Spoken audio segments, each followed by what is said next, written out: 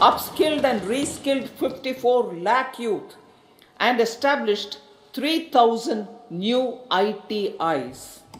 A large number of institutions of higher learning, namely 7 IITs, 16 triple ITs, 7 IIMs, 15 AIMS, and 390 universities have been set up.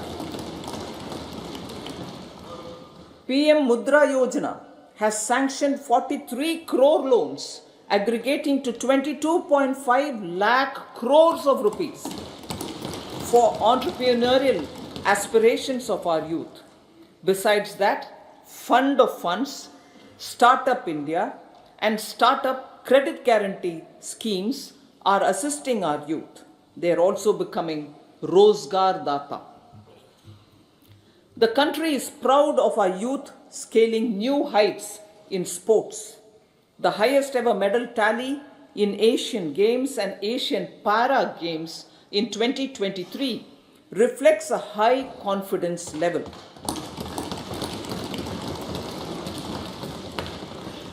Chess prodigy and our number 1 ranked player Pragyananda put up a stiff fight against the reigning world champion Magnus Carlsen in 2023. Today, India has over 80 chess grandmasters compared to little over 20 in 2010. Momentum for Nari Shakti. The empowerment of women through entrepreneurship, ease of living, and dignity for them has gained momentum in these 10 years. 30 crore Mudra Yojana loans have been given to women entrepreneurs. Female enrollment in higher education has gone up by 28% in 10 years. In STEM courses, girls and women constitute 43% of enrollment, one of the highest in the world. All these measures are getting reflected in the increasing participation of women in workforce. Making triple talaq illegal, reservation of 1/3 seats for women in the Lok Sabha and state assemblies,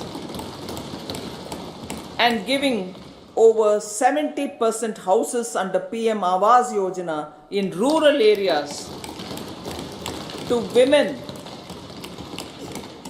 and giving over 70% houses under PM Awas Yojana in rural areas to women as sole or joint owners have enhanced their dignity. Exemplary track record of governance, development, and performance. Besides delivering on high growth in terms of gross domestic product, the government is equally focused on a more comprehensive GDP, that is, governance, development, and performance. Our government has provided transparent, accountable, people-centric, and prompt, trust-based administration with citizen-first and minimum government, maximum governance approach. The impact of all-round development is discernible in all sectors. There is macroeconomic stability, including in the external sector. Investments are robust. The economy is doing well. People are living better and earning better, with even greater aspirations for future. Average real income of the people has increased by 50%. Inflation is moderate. People are getting empowered, equipped, and enabled to pursue their aspirations. There is effective and timely delivery of programs and of large projects. Economic management. The multi-pronged economic management over the past 10 years has complemented people-centric, inclusive development. Following are some of the major elements. 1. All forms of infrastructure, physical, digital, or social, are being built in record time. Number two, all parts of the country are becoming active participants in economic growth. Number three, digital public infrastructure, a new factor of production in the 21st century, is instrumental in formalization of the economy.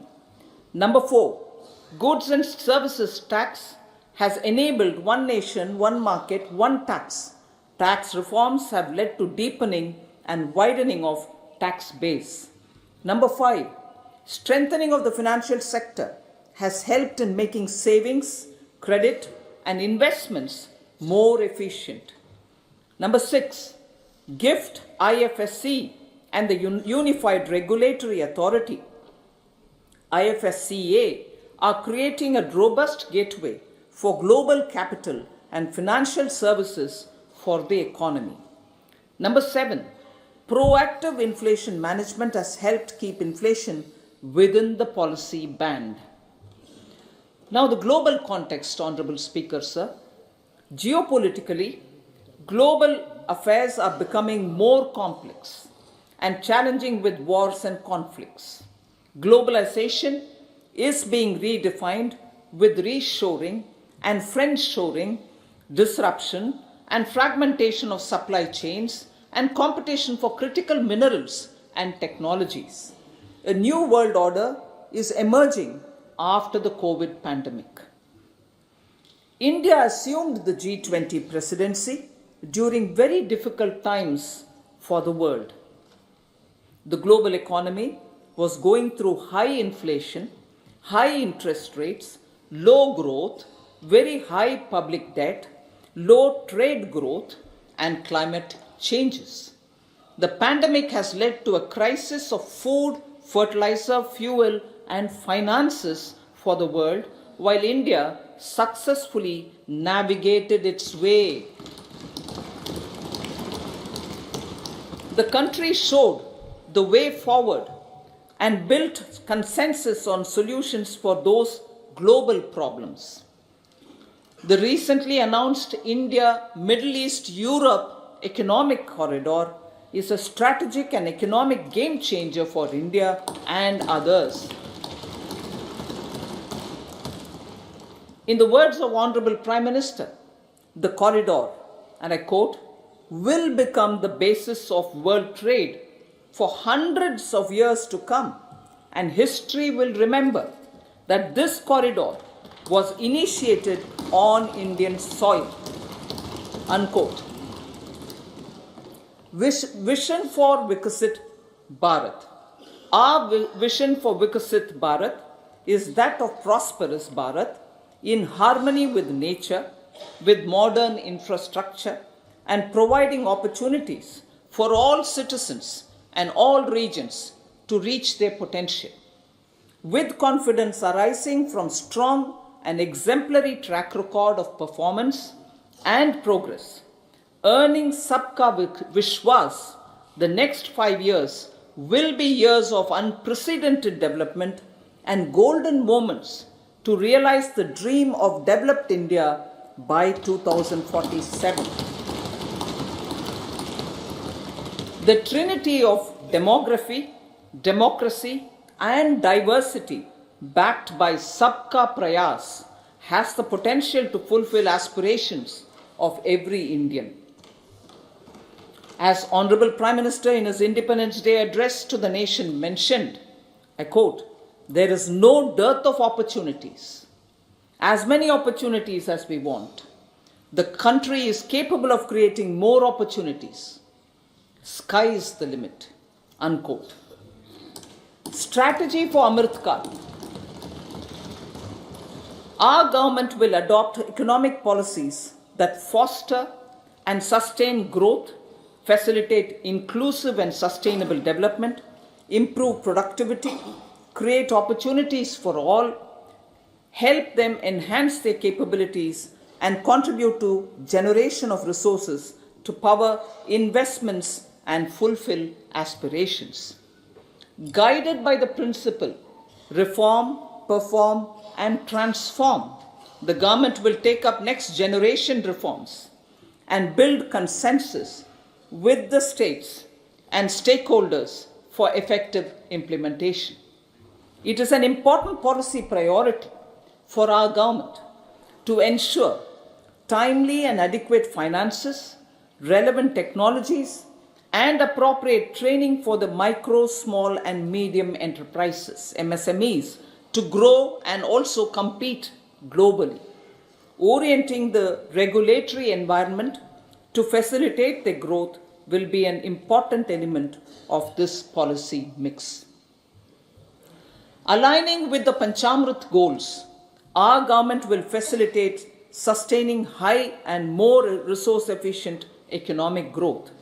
This will work towards energy security in terms of availability, accessibility, and affordability.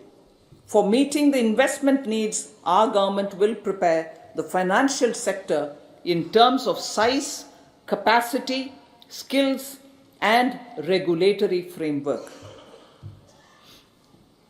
Aspirational Districts Program. Our government stands ready to assist the states in faster development of aspirational districts and blocks, including generation of ample economic opportunities. Development of the East. Our government will pay utmost attention to make the eastern region and its people a powerful driver of India's growth. PM Awas Yojana Gramin. Despite the challenges due to COVID, implementation of PM Awas Yojana Gramin continued, and we are close to achieving the target of 3 crore houses. 2 crore more houses will be taken up in the next 5 years to meet the requirement arising from increase in the number of families. Rooftop solarization and Muft Bijli. Through rooftop solarization, 1 crore households will be enabled to obtain up to 300 units free electricity every month.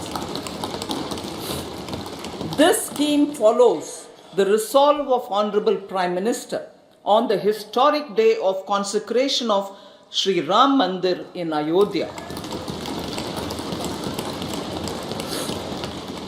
Following benefits are expected.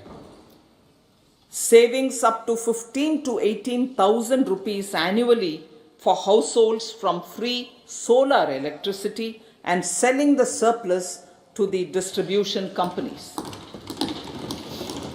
Charging of electric vehicles. Entrepreneurship opportunities for a large number of vendors for supply and installation. Employment opportunities for the youth with technical skills in manufacturing, installation, and maintenance. Housing for middle class. Our government will launch a scheme to help deserving sections of the middle class, and I quote from Honorable Prime Minister's words, living in rented houses or slums or chawls and unauthorized colonies, unquote, to buy or build their own houses.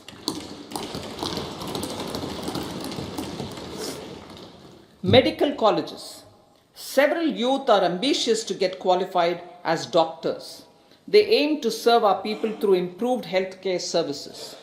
Our government plans to set up more medical colleges by utilizing the existing hospital infrastructure under various departments. A committee for this purpose will be set up to examine the issues and make relevant recommendations. Cervical cancer vaccination. Our government will encourage vaccination for girls in the age group of 9 to 14 years for prevention of cervical cancer. Maternal and child health care. Various schemes for maternal and child care will be brought under one comprehensive program for synergy in implementation. Upgradation of Anganwadi centers under Saksham Anganwadi, and Poshan 2.0 will be expedited for improved nutrition delivery, early childhood care and development. The newly designed You-Win platform for managing immunization and intensified efforts of Mission Indradhanush will be rolled out expeditiously throughout the country. Ayushman Bharat. Healthcare cover under Ayushman Bharat scheme will be extended to all ASHA workers, to all Anganwadi workers and helpers. Agriculture and food processing. The efforts of value addition in agriculture sector and boosting farmers' incomes will be stepped up. Pradhan Mantri Kisan Sampada Yojana has benefited 38 lakh farmers and generated 10 lakh employment. Pradhan Mantri Formalization of Micro Food Processing Enterprises Yojana has assisted 2.4 lakh SHGs and 60,000 individuals with credit linkages. Other schemes are complementing the efforts for reducing post-harvest losses and improving productivity and incomes. For ensuring faster growth of the sector, our government will further promote private and public investment in post-harvest activities, including aggregation, modern storage, efficient supply chains, primary and secondary processing and marketing and branding. Nano DAP. After the successful adoption of nano urea, application of nano DAP on various crops will be expanded in all agroclimatic zones. Atmanirbhar Oil Seeds Abhiyan. Building on the initiative announced in 2022, a strategy will be formulated to achieve Atmanirbharta for oil seeds such as mustard, groundnut, sesame, soya bean and sunflower. This will cover research for high-yielding varieties, widespread adoption of modern farming techniques, market linkages, procurement, value addition and crop insurance. Dairy development. A comprehensive program for supporting dairy farmers will be formulated. Efforts are already on to control foot and mouth disease. India is the world's largest milk producer